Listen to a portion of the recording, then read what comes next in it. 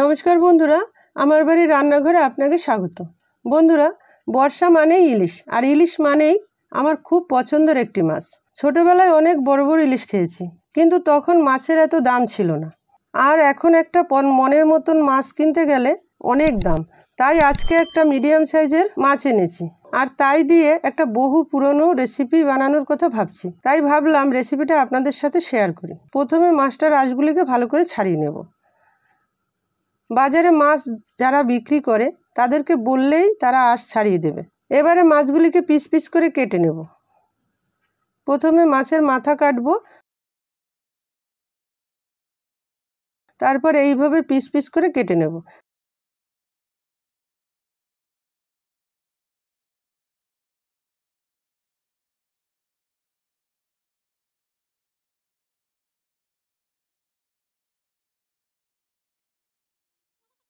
শেষে মাছের মাথাটাকে মাঝখান থেকে চিড়ে দেব।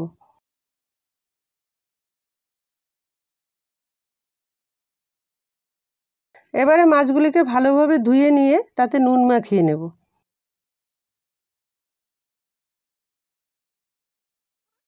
তারপর একটা বাটির মধ্যে 1 চা চামচ হলুদ গুঁড়া, 1 চা চামচ লঙ্কার গুঁড়া, 1 চা চামচ জিরা গুঁড়া দিয়ে তার মধ্যে জল দিয়ে ভালো করে মিশিয়ে দেব এবং এর মধ্যে 6-7টা গোটা কাঁচা লঙ্কা দিয়ে আধা ঘন্টার জন্য রেখে দেব। এবারে উনুনে একটা কড়াই বসিয়ে গ্যাসটা জ্বালিয়ে দিলাম। কড়াইটা গরম হয়ে গেলে গ্যাসটা একটু কমিয়ে নিলাম। এবারে কড়াইয়ের মধ্যে 1 টেবিল চামচ সর্ষের তেল দিলাম। তেলটা একটু গরম হলে এর মধ্যে 50 গ্রাম কাজু বাদাম এই তেলের মধ্যে দিয়ে দিলাম। বাদামটা সামান্য লাল হয়ে গেলে তেল থেকে উঠিয়ে নিলাম। এবারে এই তেলের মধ্যে আরও 4 টেবিল চামচ সর্ষের তেল দিলাম। এবারে গ্যাসের আগুনটা সম্পূর্ণ বাড়িয়ে দিলাম।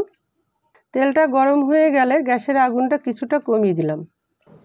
এবারে এই গরম তেলের মধ্যে মাছের পিসগুলি ছেড়ে দিলাম।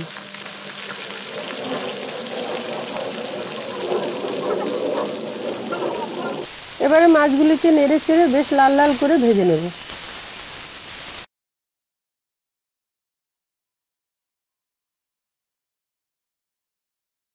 কি সুন্দর গন্ধ! মাছগুলি ভাজা হয়ে গেছে, এবারে তুলে নেব। এবারে এই তেলের মধ্যে ভিজিয়ে রাখা গুঁড়া মশলাটা দিয়ে দিলাম। ছোট চামচের 1 চামচ নুন দিলাম।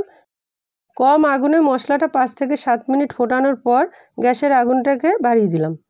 মশলাটা যখন ফুটতে শুরু করলো তখন এই মশলার মধ্যে মাছের পিসগুলিকে দিয়ে দিলাম। আবার গ্যাসের আগুনটা কমিয়ে দিলাম।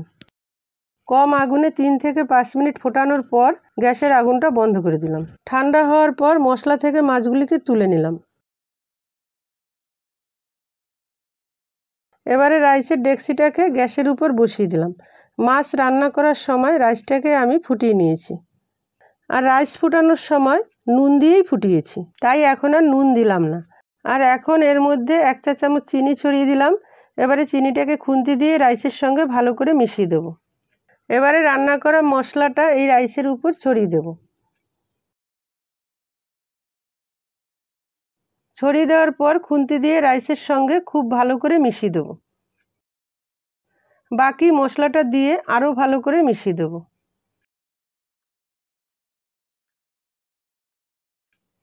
যখন প্রায় মেশানো হয়ে গেছে তখন এর উপর ভাজা কাজু বাদামগুলি ছড়িয়ে এই রাইসের সাথে মিশিয়ে দেব। যখন সব কিছু মেশানো হয়ে যাবে তখন মাছের পিসগুলিকে এই রাইসের উপর এইভাবে রেখে ঢাকনা দিয়ে ঢেকে দেব। এবারে গ্যাসের আগুনটা জ্বেলে দেব। গ্যাসের আগুনটা কিন্তু কমিয়ে দেব, কারণ বেশি আগুন দিলে নিচ থেকে পুড়ে যাবে। এইভাবে 6 থেকে 7 মিনিট রাখার পর গ্যাস বন্ধ করে দেব।